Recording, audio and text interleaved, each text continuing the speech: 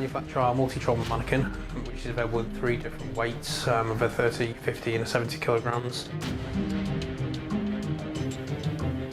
The multi-trauma has a few key features which include a cavity in the chest so you can create an empalement, and also a detachable arm and leg as well to simulate either a full or partial detachment of limb.